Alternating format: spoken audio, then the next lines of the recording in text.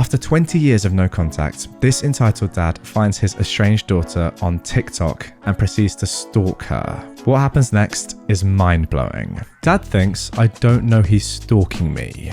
I'm not sure what else to post this, solely because my dad repeatedly tells me that he's entitled to know what I'm doing and to follow me wherever I am because he's my father. Since 2018, my dad has been demanding I engage in a relationship with him. He cheated on my mother for her whole pregnancy, ran off with the other woman, and fathered another kid with her, all when I was 2 years old. Then, radio silence for 20 years. All of a sudden, he's demanding entry back into my life and that I be a sister to this other child. His words were, he deserves to know who his sister is. Like, I'm not even allowed to even know where you are for 20 years, but this kid is entitled to demanding a relationship from me that I don't even want? Okay, sure, Jan. There have been a lot of precipitating events since then, but recently I'm starting to get worried. I blocked his phone number, blocked him on Facebook, and blocked him on Snapchat. He told me he has every right to contact me because he's my father, and I tell him to eat rubbish. I was really very clear I wanted nothing to do with him. All of a sudden, he finds me on TikTok and follows me there. I posted about it, so everyone who follows me there will know who he is and what's happening in case the situation escalates. I feel like there's no place I can go on the internet to get away from him. A lot of people in the comments on TikTok have told me I'm being stalked. I want to report him, but I don't think I have a record of him making threats other than, I'm your father, and if I want this then it's going to happen. And without an explicit violent threat, there is technically no crime from what I've read of California state law. I know this sub isn't for legal advice, but his whole line of logic is literally, I'm entitled to harass you and make you afraid because I'm your father. Has anyone had to deal with something similar from an entitled parent? So then guys, this is where you need to get involved. If you've ever had an experience like this, get in the comments right now if you're watching on YouTube and let OP know what should she do in this situation. This is mental. It's bad enough that he wants you back in his life, but the way he's going about it, stalking you and finding you on various social media is downright creepy, and surely it has to be illegal. The good news is that you're an adult now, therefore you're independent and can make your own legal decisions, so he has no right to be in your life. But wow, what a man. That is disgusting. My black father called me, a mixed race woman, a racial slur for having a white boyfriend and threatened to kill him multiple times. This happened a long while ago. I found my biological father whilst I was in foster care. He's from the Caribbean. I grew up in Hawaii. My mum is American. She's a whole other can of beans. I would talk to him over WhatsApp and he'd talk to me. He didn't raise me, so this is like an issue of entitlement over my dating habits. He also expressed other things about how I should live my life, like eating pork is evil, and he disliked the fact that I'm surrounded by evil Asians and whites all of the time. You know, normal dad things. That's like being an American GI and finding your long-lost baby in the Philippines and discovering that, oh my god, they don't worship George Washington and they eat dingwan and being mad about it. I was 17 when he found me, and he expected me to be completely in line with his culture and expectations. At the time, he'd send me money, which I appreciated because my foster parents would take all of the money they received from the government and only treated the Filipino foster child with any sense of care or love. If it's not obvious, my foster parents were Filipino. Me and the other non-Filipino foster children were left to fend for ourselves. We had a roof over our heads and some food, but that was the extent of them caring for us. We would have to buy our supplies for school, pay for laundry, find a way to get clothes, toiletries, etc. They were also openly racist. Foster parents eventually lost their license. Anyhow, while talking to my father, it was revealed he was a raging narcissist just like my mother.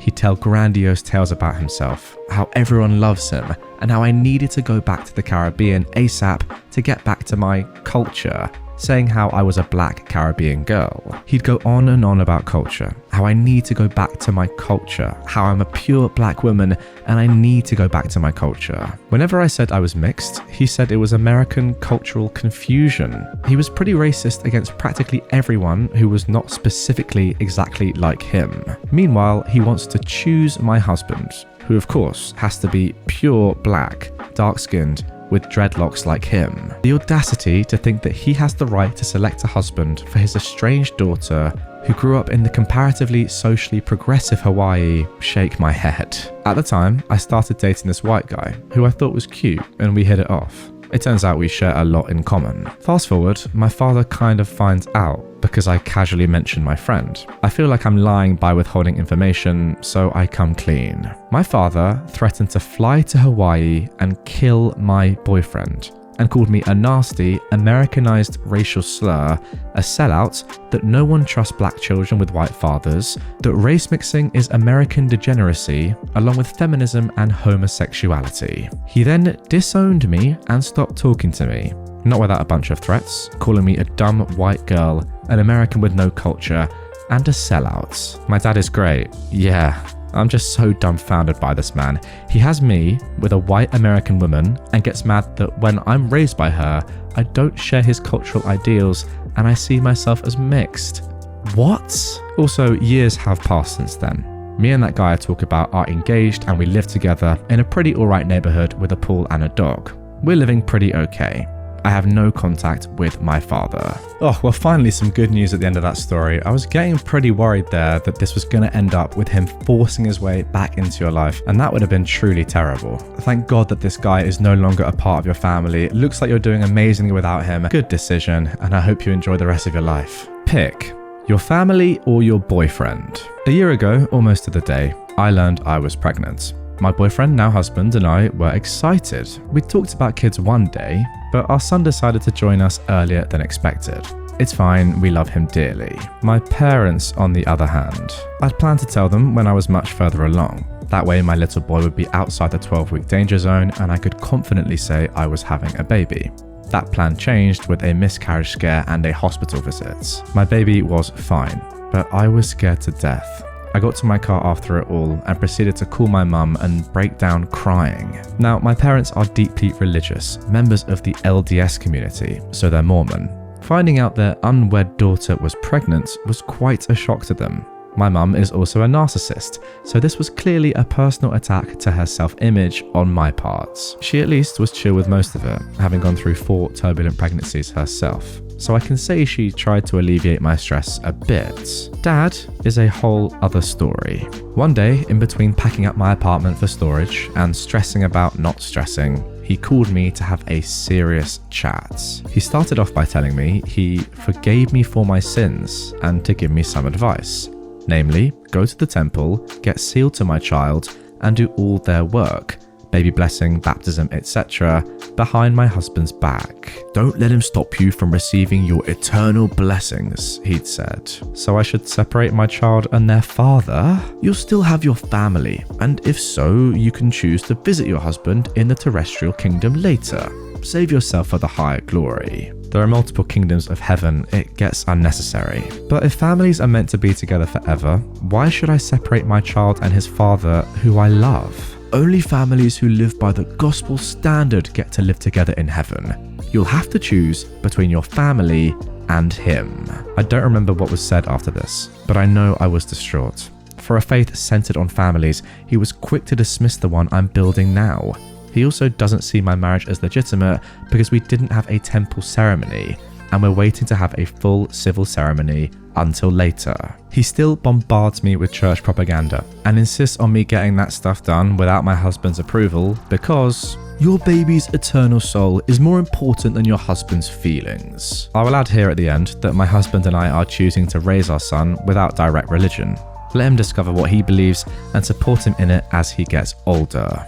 Now guys, I'll be honest, I don't know too much about Mormonism myself, so feel free to correct me in the comments down below if I'm wrong here. But if what OP is saying is true, and Mormons are all about family, then how ironic is it that her own father is trying to disband hers? As long as you do what makes you happy, OP, and look, it looks like you are doing that. I personally love your approach to your son's religion and his choices, letting him choose what he likes when he gets older and supporting him, then that's all good, in my opinion. Entitled Mum and Entitled Dad wanted me to name my kids after them, despite me changing my religion. If Redditor is reading this, big time fan of the channel, well, Turns out I am. Appreciate you. Let's get into this one. This is the tale of my crazy mother. So, some context. Me and my wife are a mixed race couple.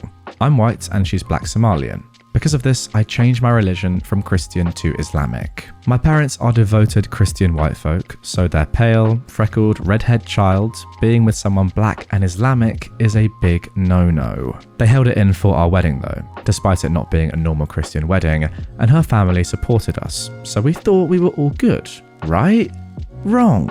About 3 years later, we found out we were going to have a child, a girl, and we couldn't wait. My wife, let's call her Maya, wanted to name the baby after her sister, who had passed away due to cancer. I immediately said yes, because I just want to make her happy. Plus, I like the name. Let's call her Romesa. That's not her real name. When my parents found out though, they were not happy. I went to their house and this was our convo. Note, my dad isn't as entitled as my mum, but he is rather strict, even though we joke a lot together. Mostly, he fears her and goes along with whatever scam she pulls. Oh, hi OP, how's your wife doing? She's doing great. How are you? I'm okay, Mum said sadly, but I was thinking of baby girl names for you. Oh, thanks, but we've already chosen a name. Oh, I know, Rumisa, she pronounced it incorrectly. Anywho, I have a name that's actually perfect. It's my name. Isn't that a great idea? Side note, my mum's name, I'm not going to say her actual name, is not an Islamic name. Let's call her Maria.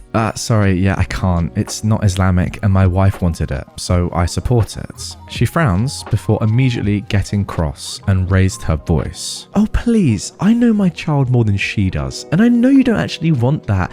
You clearly want your offspring to have a nice Christian name, she refers to herself, and be a devout Christian like me. Why are you being selfish? I just want to be remembered in the family after I pass. She was 52 years old at the time of the story. Think about the woman who raised and helped you become the man you are today, who stopped you from making bad decisions that are bad to Jesus.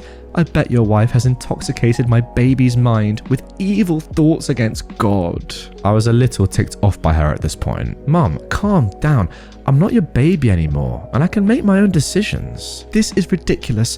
Why are you so disrespectful? Are you possessed? You're not the boy I raised. She then called my dad from upstairs. Now, my dad's never been a bad guy, just a bit selfish at times. He's mainly bald head, orange Viking beard guy. So, my dad comes rushing down as my mum starts bawling that I was being rude to her and I was on the wrong path to hell. My sweet old dad proceeded to give me an earful about how I need to apologize to my mother about stressing her out. He then demanded I did as she said and name the baby after her.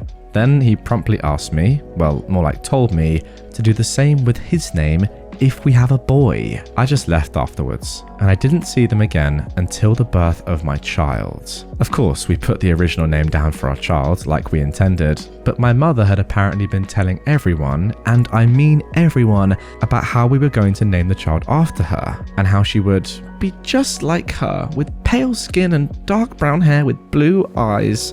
I'm not sure how she got to that conclusion, but in her words, God always finds a way. She said that to everyone, friends, family, colleagues. So imagine my surprise when I started getting messages congratulating me on baby Maria. Also, she has my surname, aka her surname, and the confused messages I got back when I corrected them. They informed me that my parents told them about the delusion my mum made them think was my life. She said apparently that I was married to a white Christian lady. I was becoming a pastor, and worst of all, they showed me images on mum's Facebook and social media of me with scraggy hair, a beard, and a leather jacket, compared to me with short hair, clean shaven, with church clothes on, taken at different times, and her messages about how I was misguided as a rebellious youth, but she helped me find God, and then I was straightened out and became what she wanted.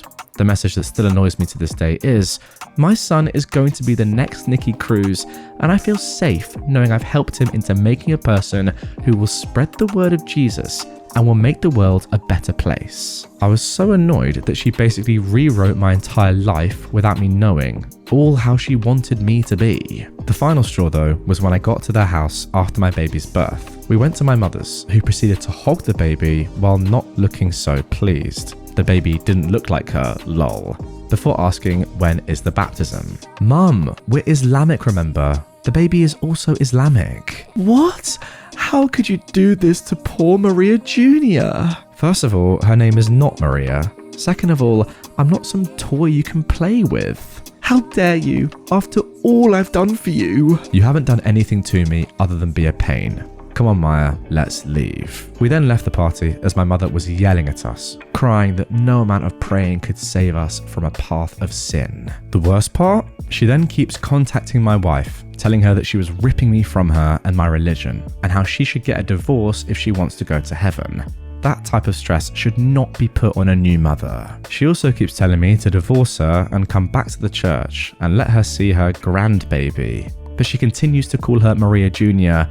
and refuses to accept the name we gave her. So yeah, that's my story. Thanks for reading. Oh my god, dude, that is mental. If you are watching this video, OP, first of all, I'm sorry that your mum acts like this. Second of all, if you want to give us a cheeky little update, get down in the comments and I'll pin it. Unbelievable is all I can say to that, really. I always feel weird, like, telling people to stay away from their own parents. Because if you think about it in isolation, that is such a weird thing to say, like, don't have a relationship with your parents. And I'm sitting there in my room saying that to them. But once again, I find those words wanting to pass through my lips, because how can you have a relationship with someone like this that refuses to call your baby by their actual name, tells you to change your religion, and then demands that you divorce your wife? What?